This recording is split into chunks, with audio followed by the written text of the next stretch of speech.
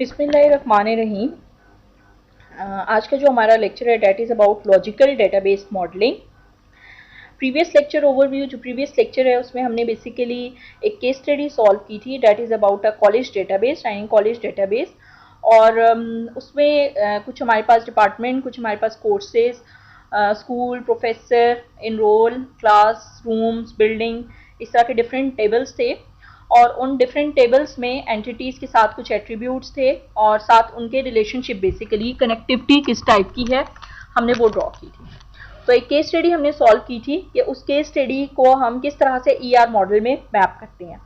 अब हम आज के जो लेक्चर है that is about logical database modelling, relational model and integrity constraints. अब हम इम्प्लीमेंट करेंगे कि ये जो हमने ईआर मॉडल बनाया है, एंटिटीज़ भी हैं, रिलेशनशिप्स भी हैं, उनके साथ एट्रीब्यूट्स भी हैं, प्राइमरी एंड फॉरेन की भी हम ऐड कर रहे हैं। जहाँ पे वन का रिलेशनशिप है उसकी प्राइमरी की हम मैनी के साथ फॉरेन की के तौर पे ऐड करते हैं ताकि हम वहाँ पे मल्टीपल वैल्यूज़ ऐड कर सकें। ये हम अभी लैब में भी टास्क करेंगे रिलेशनशिप क्रिएट करने का। तब आपको ज़्यादा क्लियर होगा कि वन टू मैनी रिलेशनशिप किस तरह से बनता है और इसका मतलब क्या होता है। The process of transforming conceptual data modeling into a logical data model, one that is consistent and compatible with a specific type of database technology. Conceptual data modeling, understanding the organization, getting the right requirements. Logical database design, creating stable database structures. जो logical database है that is process of transforming conceptual data model into a logical data model, one that is consistent and compatible with a specific type of database technology. इसमें हम basically कोई भी database की technology use करेंगे, either is Access, either is Microsoft SQL server, either it's Oracle. हम उसके ऊपर implement करेंगे कि वो किस तरह से हम उसको मैप कर सकते हैं कॉन्सेप्चुअल मॉडल को, ईआर मॉडल को लॉजिकल मॉडल में। ठीक है, पहले हम उसके लिए रिलेशनल मॉडल देखेंगे। Why relational model? The one most common use in contemporary database applications. Principles of logical database design for relational model apply to the other logical models as well. First introduced in 1970s by E.F. Cott. Today, relational database management systems have become the dominant technology for database management. Relational model सबसे common technique है जो कि हम किसी भी database application को design करते हुए यूज़ करते हैं। रिलेशनल मॉडल में बेसिकली डेटाबेस या डाटा या रिकॉर्ड स्टोर होता है in the form of tables, store होता है और उसके बाद हम उसको फर्दर प्रोसेस करते हैं। तो this is the most common model that is always use for most of the database applications. Now what is this relational model? Data model represents in the form of relation, as I already told you. Data or record or information is stored or kept in the form of tables. In tables को हम relations भी बोलते हैं। A relation is named two-dimensional table of data. Each table consists of a set of name column and an arbitrary number of unnamed rows. Table जो है that is relation जो है जिसको हम टेबल बोलते हैं that is a two-dimension. Two dimensional का क्या मतलब है? इसमें कुछ कॉलम्स होंगे और कुछ रोज होंगी। कॉलम्स और रोज जो हैं मिलके एक टेबल बनाएंगे। Each relation consist of set of unnamed columns and an arbitrary number of unnamed rows. The word relation in a relational database is not the same as word relationship in ER model. जो ER model में हमने relation का word देखा वो हमारे पास relational model में उस तरह से नहीं है, जिससे जैसे हम कहते हैं कि रिलेशनशिप्स बन गए हैं, वन टू वन है या वन टू मैनी है या मैनी टू मैनी रिलेशनशिप है। Relation basically that represents a table and table consists of rows and some unnamed columns. Shorthand notation, name of the relation is followed in parentheses by the names of attributes in that relation. ये आपके पास एक relation है that is employee और this is employee ID, this is employee, these are number of columns. Columns means attributes. Attributes कौन से? employee ID, name, department name and salary. These are 4 attributes. और इन attributes के against इस entity में, इस relation employee में कुछ रिकॉर्ड्स हैं, जैसे this is 100 record number 100, record number 140, 110, 190 and 150। Row wise records हैं आपके पास और जो कॉलम वाइज हैं वो आपके पास क्या हैं? एट्रीब्यूट्स हैं। इसको हम शॉर्ट हैंड नोटेशन रिलेशन की कैसे कहते हैं, सबसे पहले table name, entity name, relation name, साथ उसकी ब्रैकेट्स, ठीक है, और उसमें उसके एट्रीब्यूट्स। जो प्राइमरी की है, आइडेंटिफायर है, वो हमेशा अंडरलाइंड होगा।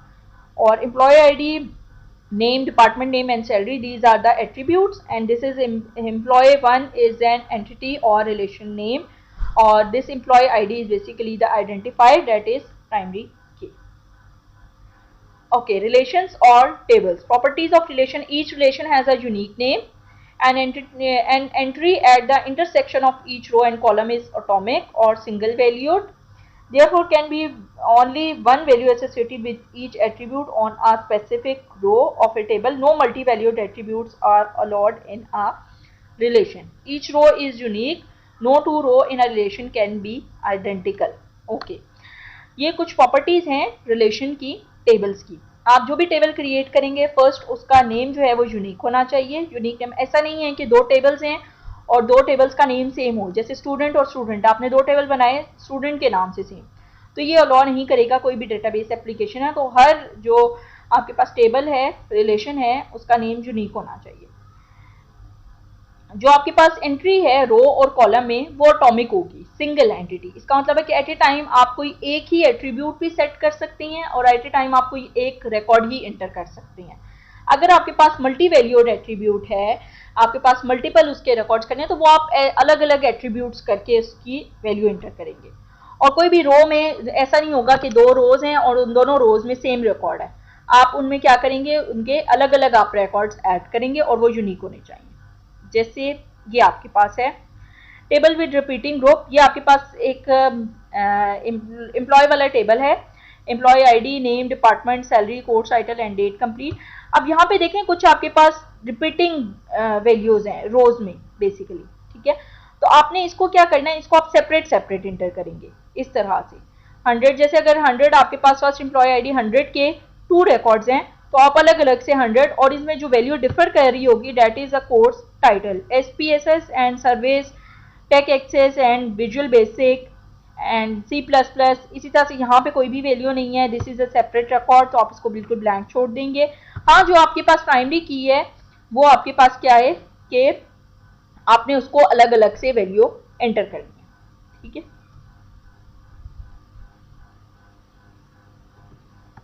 जैसे ये 150 है, इसके आपने 2 रिकॉर्ड्स ऐड करेंगे, ठीक है।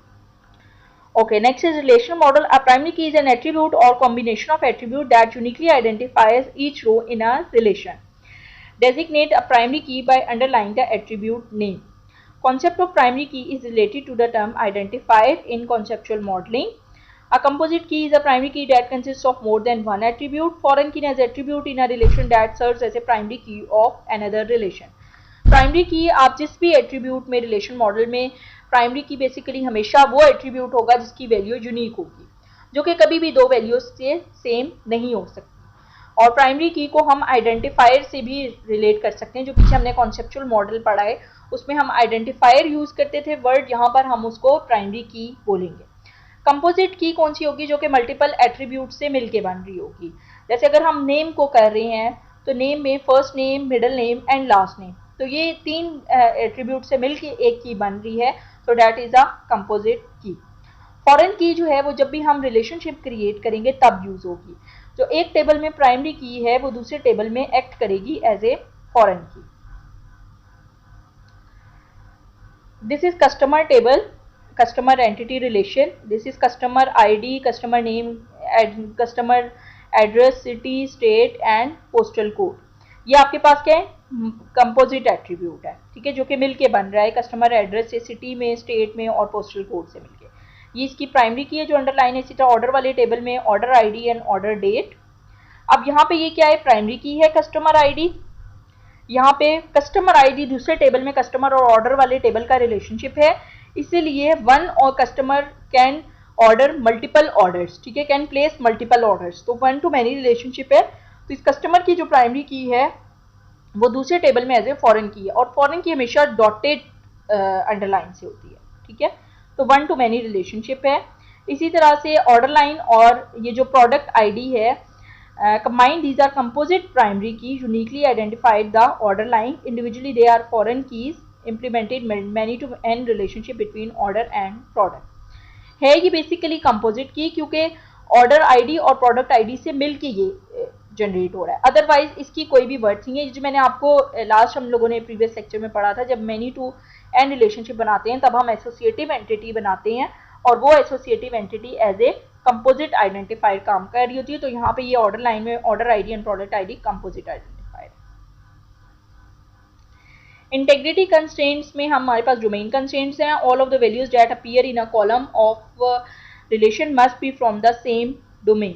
A domain is a set of value that may be assigned to an attribute. जो आपके पास कॉलम्स हैं उनमें वैल्यूज जो अपीयर हो रही हैं कॉलम में वो एक सेम डोमेन की होनी चाहिए, और डोमेन जो है वो क्या है, set of values that may be assign to an attribute. किसी भी एक एट्रीब्यूट को आप डिफरेंट वैल्यूज असाइन करते हैं। फॉर एग्जांपल अभी आप एग्जांपल इसकी देखते हैं, domain constraint and entity integrity. No primary key attribute may be null, all primary key must have data. हमेशा प्राइमरी की कभी भी नल नहीं होनी चाहिए, प्राइमरी की में हमेशा कोई ना कोई वैल्यू लाजमी होगी। ठीक है, जैसे domain definition enforce domain integrity constraints, जैसे यहाँ पे है आपके पास डोमेन एट्रीब्यूट कस्टमर आईडी है, इसका डोमेन नेम कस्टमर आईडीज है, डिस्क्रिप्शन है set of all possible customer IDs, और इस डोमेन का साइज कितना है कि 5। इसका मतलब है कस्टमर आईडी जो है वो मैक्सिमम 5 वैल्यूज ले सकती है। इसी तरह से बाकी आपके पास डोमेन्स हैं, एट्रीब्यूट्स हैं, बाकी उन सब की कोई ना कोई डोमेन है, उसकी डिस्क्रिप्शन है और उस डोमेन का कोई ना कोई साइज है। तो फॉर एग्जांपल मैं कहती हूँ जो नेम है, जो एड्रेस है वो मैक्सिमम 30 कैरेक्टर्स में होना चाहिए, इससे ज़्यादा एक्सीड नहीं करना चाहिए। फॉर एग्जांपल अगर आप पासवर्ड शेयर कर रहे हैं तो पासवर्ड आपका मिनिमम लेट सपोज 7 कैरेक्टर्स का होना चाहिए, 7 कैरेक्टर्स से ज़्यादा नहीं होना चाहिए। तो ये उसका एक डोमेन नेम, उसकी डिस्क्रिप्शन और उसका एक साइज सेट किया गया है कि वो इससे ज़्यादा एक्सीड नहीं करना चाहिए। Referential integrity rule: any foreign key value on a relation of many sides must match a primary key value in a relation of the one side, or the foreign key can be null. For example, delete rules: restrict, don't allow delete if the parent side of related rows exists in dependent side. Cascade: automatically delete dependent side row that correspond with the parent side row to be deleted. Set to null: set the foreign key in the dependent side to null if deleting from the parent side not allowed for the weak entities. जैसे ये आपके पास रिफ्रेक्शनल integrity constraint क्या है कि आप जो foreign की, basically ये प्राइमरी और फॉरेन की जब आप ऐड करते हैं तब आप रिफ्रेक्शनल इंटेग्रिटी कॉन्स्ट्रेंट ऐड करते हैं। रिफ्रेक्शनल इंटेग्रिटी कॉन्स्ट्रेंट ये कहता है कि आप जो वैल्यूज रिलेटेड टेबल में हैं, फॉरेन की में हैं, वो वैल्यूज मैच होनी चाहिए प्राइमरी की से। जैसे यहाँ पे एक आप रिफ्रेक्शनल इंटेग्रिटी कांस्टेंट, ये कस्टमर आईडी है और ये कस्टमर आईडी यहाँ पे फॉरेन की है। जब आप रिकॉर्ड ऐड करते हैं, फॉर एग्जांपल 1 कस्टमर, ठीक है, फर्स्ट कस्टमर का ऐड किया, सेकंड कस्टमर का किया, थर्ड कस्टमर का किया, ऑर्डर जब देंगे आप तो यहाँ पे आप लिखेंगे कि ये जो ऑर्डर है ये कौन से कस्टमर का है। फॉर एग्जाम्पल 1 कस्टमर का है, for example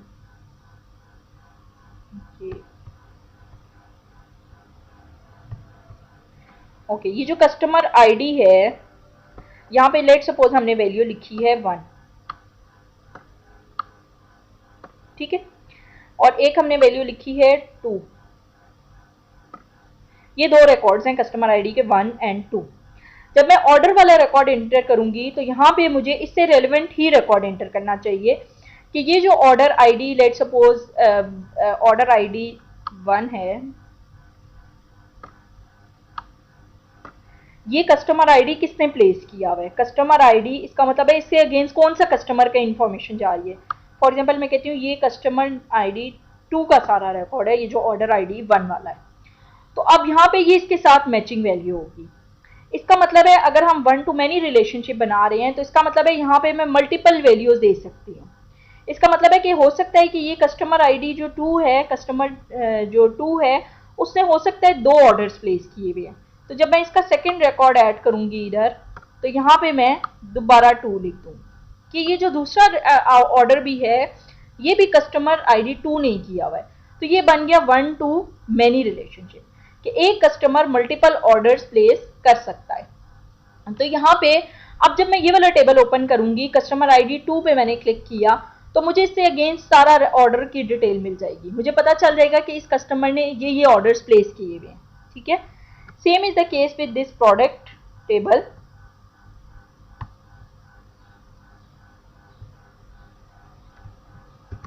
same is the case with this product table, order line and product table. यहाँ पे भी referential integrity constraints are drawn by arrows from dependent to parent table, कि आपके ये जो पेरेंट टेबल है यहाँ से ये डिपेंडेंट टेबल है और ये पेरेंट टेबल है, इस पेरेंट टेबल की प्राइमरी की दूसरे डिपेंडेंट टेबल में एज ए फॉरेन की एक्ट हो रही है। तो ये रिफ्रेशनल इंटीग्रिटी कॉन्स्टेंट है। जब हम एसक्यूएल टेबल डेफिनेशन देते हैं तो क्रिएट टेबल की है कस्टमर, ये उसके सारे एट्रीब्यूट्स हैं, और ये उसकी प्राइमरी की कस्टमर आईडी है। क्रिएट टेबल की है ऑर्डर, ये उसके सारे ऑर्डर के टेबल के एट्रीब्यूट्स हैं, साथ उनकी डाटा टाइप है कि करेक्टर में डाटा टाइप है और मैक्सिमम साइज 5 है। वार का मतलब है कि वेरिएबल और करेक्टर्स दोनों। नॉट नल का मतलब है कि ये वैल्यू नल नहीं होनी चाहिए, नॉट नल, ठीक है। और यहाँ पे इसकी प्राइमरी की ऑर्डर आईडी है। फॉरेन की ऐड की है कस्टमर आईडी वाले टेबल में, कस्टमर आईडी फॉरेन की है। रेफरेंसेस कौन से वाले टेबल की रेफरेंस है, ये जो रेफरेंसेस है दिस इज रिफ्रेशनल इंटेग्रिटी, ठीक है, कि आपने जो है ये फॉरेन की ऐड की है।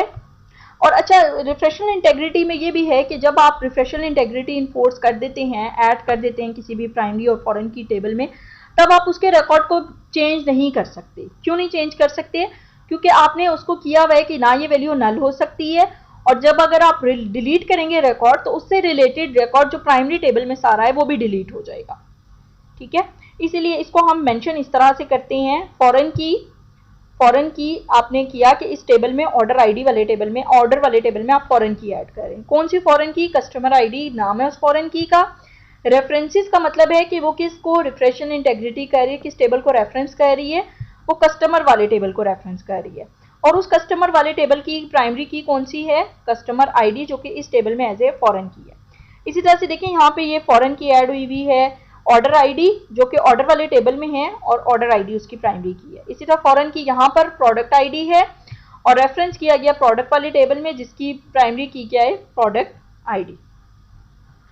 इस तरह से हम प्राइमरी और फॉरेन कीज ऐड करते हैं अपने टेबल में, ताकि हमें पता चल जाए कि हमने जो है वो मल्टीपल रिकॉर्ड्स जब हमने ऐड करनी है तो वो हमने किस तरह ऐड करनी है। अगर हम मैनी टू मैनी रिलेशनशिप बना रहे हैं तो उसके लिए हम एक एसोसिएटिव एंटिटी बनाएंगे। जैसे यहाँ पे एक एसोसिएटिव एंटिटी प्रोडक्ट और ऑर्डर वाली बनी हुई है, और उस प्रोडक्ट और ऑर्डर वाली एसोसिएटिव एंटिटी से हमें पता चलेगा कि हमने फर्दर कौन सी एंटिटीज ऐड करनी है। तो इस तरह से हम जितने भी जो भी आपके पास कॉन्सेप्चुअल मॉडल है उसको हम लॉजिकल डेटाबेस में in the form of relations implement करते हैं। जब हम in the form of relations implement करते हैं तो हमें पता चलता है कि हमने अच्छा किस तरह से टेबल को शो करना है, उसमें प्राइमरी की कैसे ऐड करनी है, हमने उसमें फॉरेन की किस तरह से ऐड करनी है, और हमने उसमें एट्रीब्यूट्स किस तरह से ऐड करने हैं। जैसे यहाँ पे आपने देखा है कि कुछ कंस्ट्रेंट्स हैं, जैसे प्राइमरी की है, फॉरेन की डॉटेड लाइन से होगा, ऑर्डर लाइन। अब यहाँ पे अगर आपको इस तरह से कोई सिनेरियो मिले कॉन्सेप्चुअल मॉडल, तो यहाँ पे आपको पता होना चाहिए कि हमने ये प्राइमरी की है, ये एक एंटिटी है, रिलेशन है, ये इसके सारे एट्रीब्यूट्स हैं। स्टैटिक है, इसका मतलब है कि ये क्या है, आपके पास कंपोजिट एट्रीब्यूट है जो कि कस्टमर एड्रेस मिलके बना है सिटी, स्टेट और पोस्टल कोड से। इसी तरह से जो फॉरेन की है वो दूसरे टेबल में प्राइमरी की है, बट वो किससे रिप्रेजेंट होगी? डॉटेड अंडरलाइन होगा। इस तरह से इंटेग्रिटी कॉन्स्टेंट में आपके पास रिफ्रेशनल इंटेग्रिटी रूल जो है वो आपके पास है, और आपके पास जो प्राइमरी की है वो कभी भी नल नहीं होनी चाहिए। प्राइमरी की में मस्ट कोई ना कोई रिकॉर्ड होना चाहिए, और प्राइमरी की हमेशा यूनिक होनी चाहिए। आपके पास कभी भी मल्टीपल रिकॉर्ड्स की सेम प्राइमरी की नहीं हो सकती। ओके,